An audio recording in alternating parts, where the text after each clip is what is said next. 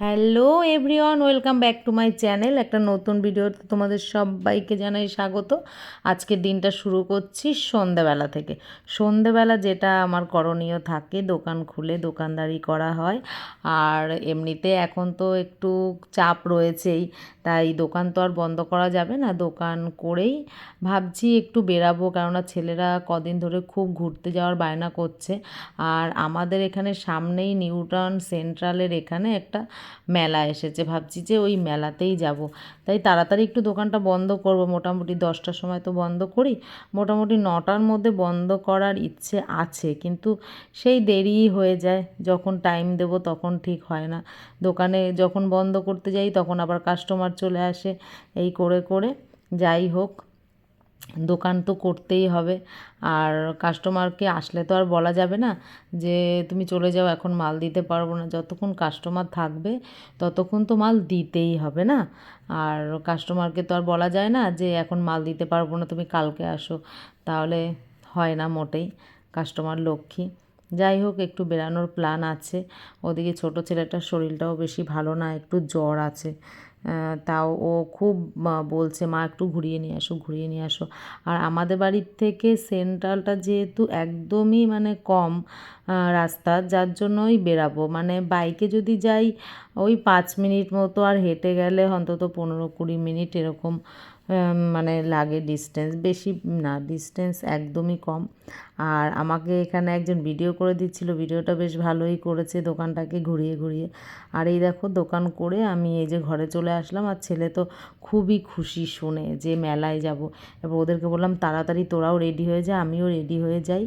আর এই দেখো আমি তাড়াতাড়ি করে রেডি হয়ে গেলাম। এই জামাটা আমার অনেক দিন আগের, মোটামুটি 6-7 বছর আগের জামাটা, তাও একটু পরে নিলাম। পুরনো জামাগুলো মাঝে মাঝে পরতে খুবই ভালো লাগে, আর এই জামাটা তো আমার এমনিও খুব ভালো লাগে। তারপরে রেডি হয়ে দেখো আমরা বাইরে চলে আসলাম। আর ছেলেরা তো স্কুটিতে বসে দেখো দুই ভাই মিলে কি করছে। আর ছেলেদের বাবা ওই যে গেট লাগাচ্ছে, গেটের ওখানে একটা টিন দিয়ে আটকে দেয়, সেটাই করছে। আর আমি আর ছোট ছেলে আমার স্কুটিতে বসেছি, আর বড় ছেলে ওর বাবার সাথে বাইকে বসেছে। আর ছোট ছেলেকে বলছিলাম যে একটু ভিডিও করে দে, রাস্তা থেকে যাচ্ছি, একটু সেলফি করে ভিডিও করে দে। তা ও হয়তো বুঝতে পারেনি। যাই হোক, ভিডিও তো করেছে, ছোট বাচ্চা, একটু ভিডিও করে দিতে বলেছি, ভিডিও করে দিয়েছে। মানে এটাই অনেক। ভালো করেছে কি খারাপ করছে সেটা বড় কথা না, কিন্তু ফোনটা ভালো করেই ধরেছিল, হেজি কিছু আসেনি। কিন্তু আমি বলেছিলাম সেলফি করে ধরতে, আর ও এইভাবেই ধরেছে। মানে ও একটা প্ল্যান করেই ধরেছে যে মাকে আমি আয়নার মধ্যে দেখাবো, সেরকমভাবেই ধরেছে। আর দেখো আমরা দেখতে দেখতে কিন্তু চলেই আসলাম। এই সামনেই কিন্তু আমরা মেলার সামনে একদম চলে এসেছি। এই দেখো এই লাইটিংগুলো হচ্ছে মেলার গেট, গেটের সামনে চলে এসেছি। এবারে তো গাড়ি পার্কিং করতে হবে। এখানে গাড়ি পার্কিং করার জন্য আলাদা জায়গা থাকে, সেখানেই সবাই গাড়ি পার্কিং করে। আর এ দেখো আমি গাড়ি পার্কিং করাটা এখানে করে দিলাম। তারপরে দাদাও চলে আসলো এখানে পার্কিং করতে। আর টোটাল ভিডিওটা কিন্তু ছোট ছেলেই করে দিল, বলল মা আমি একবারে এই ভিডিওটাও করে দেবো। আর এইখানে এই দুটো ভাই এসেছিলো যে পার্কিংয়ের পয়সাটা মানে বিল দেওয়ার জন্য। আর ওদেরও বা কী, ওদের তো ওখানে রাখা হয়েছে পার্কিং নেওয়ার জন্য। মানে এখানে গাড়ি রাখলেই 20 টাকা করে পার্কিং। যাই হোক, মেলার সামনে চলে এসেছি, ছেলেরাও খুব খুশি। আর এই সময়টা কিন্তু আমরা যখন মেলায় এসে পৌঁছেছি তখন কিন্তু 10টা বেজে গেছে অলরেডি। মানে আমাদের মেলায় ঢুকতে দিয়েছে, এটাই অনেক। টিকিট কেটে আনলো বড় ছেলে গিয়ে, 10 টাকা করে এন্ট্রি ফি লাগবে, আমাদের 4 জনের 40 টাকা। এখানে মেলায় কিন্তু এটাই যে এন্ট্রি ফি লাগবে। মানে এমন না যে মেলাতে তুমি এমনি এমনি যাবে, গিয়ে ঘুরে চলে আসবে, কিছু কেনো কি না কেনো কোনো ব্যাপার না। কিন্তু এখানে এন্ট্রি ফিটা লাগবে। তারপরে তুমি মেলায় গিয়ে কিছু কেনো না কেনো, যা করো তোমার ব্যাপার। আমরা এমন সময় মেলায় গেছি, মেলায় কিন্তু তখন সেরকম একটা কোনো লোকজন ছিল না, দু একজন ছিল। মেলা তখন বন্ধ হয়ে যায় বললেই চলে। যাই হোক, মেলার গেট থেকে টিকিট দেখিয়ে আমরা ভেতরে চলে গেলাম। ছেলেরা তো আগে আগেই চলে গেল, আমি একটু ভিডিওটা করব বলে একটু পিছনে পিছনে গেলাম। আর ঢোকার সঙ্গে সঙ্গেই কিন্তু এই পাশের শাড়ির দোকান দিয়ে ডাকছিল যে শাড়ি দেখে যাও, শাড়ি দেখে যাও। আর এখানে দেখো কত সুন্দর সুন্দর ঘড়ি, কত সুন্দর জিনিস। হ্যাঁ, এগুলো সব দেখছিল। ছেলেরাও ভাবছিল যে কি কিনবে কি কিনবে, ওরাও ঘুরে ঘুরে দেখছিল। এখানে দেখো শাড়ি, কত শাড়ি। শাড়িগুলো দেখতে তো বেশ ভালোই লাগে, কিন্তু আমার কিনতে ইচ্ছে করে না। কেননা এখন আমাদের এদিকে এত মেলা হয় নিউ টাউনে, ইকো পার্কে শিল্প মেলা, বা এদিকের এই নিউ টাউনের এনকেডিএ পার্কে মেলা। মানে মেলা মোটামুটি বছরে লেগেই থাকে বললেই চলে।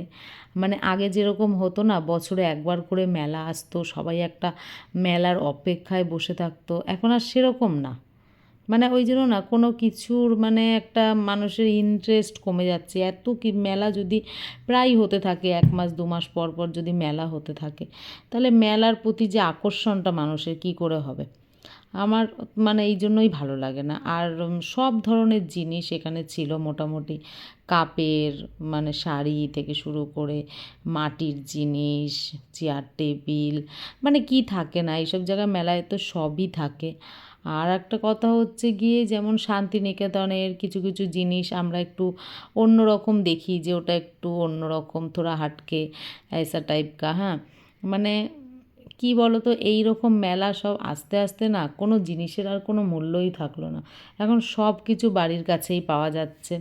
এবারে দামও সেরকম বেশি হলেও মানে মানুষ একটা স্পেশালিটি যে খুঁজে পাবে, সেটা আস্তে আস্তে সব কিছু হাতের কাছে পেতে পেতে না সেই স্পেশালিটি জিনিসটা আর পায় না। যার জন্য আমার মেলায় গিয়ে কিছু কিনতে ইচ্ছে করে না, কেননা নতুনত্ব কিছু আমি দেখি না। মনে হয় এগুলো দেখা, আর সব সময় তো নিউ টাউনে এখানে মেলা হচ্ছেই, আর আমরা মেলা হলে বাচ্চাদের বায়নায় হোক যা হোক যাওয়া হয়।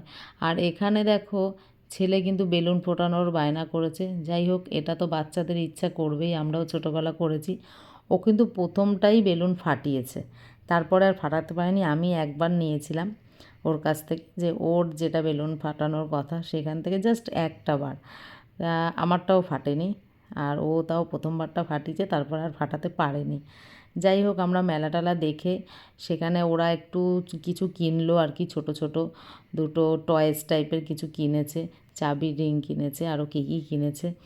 আর যাই হোক, ওদের বাচ্চা মানুষ গেলে তো একটু কিছু কিনতে ইচ্ছা করবেই। আর এখানে খুব আওয়াজ হচ্ছিলো, যার জন্য আমি সাউন্ডটা দেইনি। এখানে মানে বলা হচ্ছিলো যে কী খাবে, এবার ওখানে তো কোনো সেরকম খাবার আমরা দেখিনি। আইসক্রিম ছিল, আইসক্রিম খেয়েছে, কিন্তু ছোটো ছেলের শরীর খারাপ, তাও আইসক্রিম খেয়েছে। যাই হোক, এখানে ভাবছি যে একটু বিরিয়ানি নেব, নিয়ে বাড়ি চলে যাবো, বাড়ি গিয়ে খাবো। আর এটা কিন্তু হচ্ছে নিউ টাউন বাস স্ট্যান্ড, মানে নিউ টাউনের একদম পপুলার যে বাস স্ট্যান্ডটা সেখানে বিরিয়ানির দোকান সবই তো আছে, তোমরা সবাই জানো। যাই হোক, সেখানেই যাচ্ছি। ওখানে অনেক রাত অবধি বিরিয়ানি পাওয়া যায়, মোটামুটি 11টা 12টা অবধি। আর হঠাৎ আমি যেতে যেতেই ছোটো ছেলের কপালে হাত দিলাম, দেখলাম যে গাটা অনেকটাই গরম হয়ে গেছে। তারপরে ওর বাবাকে বললাম যে দেখো, ছোটো ছেলের গাটা কিন্তু অনেকটা গরম হয়ে গেছে, দেখো। তারপরে ওর বাবা তাড়াতাড়ি গিয়ে বলছে তাড়াতাড়ি আগে বাড়ি চলো, খাবার টাবার কিছু কিনতে হবে না। আবার ছেলে বলছে না, মিওমোর থেকে শুধু একটু কেক কিনে নিয়ে বাড়ি চলো, আর কিছু কিনতে হবে না। লাস্টে মিওমোরও তো একদম বন্ধ করে দিল, ওদের তো একটা টাইম থাকে, সেই টাইমের পরে আর ওরা ঢুকতে দেয় না। যাই হোক, বিরিয়ানি কিনে নিয়ে কিন্তু বাড়ি চলে আসলাম। এই যে এখানে আমি বাড়িতে ঢুকছি, সিঁড়ি থেকে হেঁটে হেঁটে বাড়িতে ঢুকে যাচ্ছি, গিয়ে তাড়াতাড়ি করে, মানে একটা টেনশন হয়ে গেছে। ছোটো ছেলেকে আগে যখন নিয়ে বেরিয়েছি মোটামুটি একটু ভালো ছিল, দুপুরবেলা ওষুধও খাইয়েছিলাম। ওখানে গিয়ে গাটা পুরো গরম। এবার ওকে যদি ঠিকমতো ওষুধটা তাড়াতাড়ি করে না খাওয়াই, ওর জ্বরটা বেড়ে যাবে, ওর জ্বরটা খুব তাড়াতাড়ি করে বেড়ে যাবে।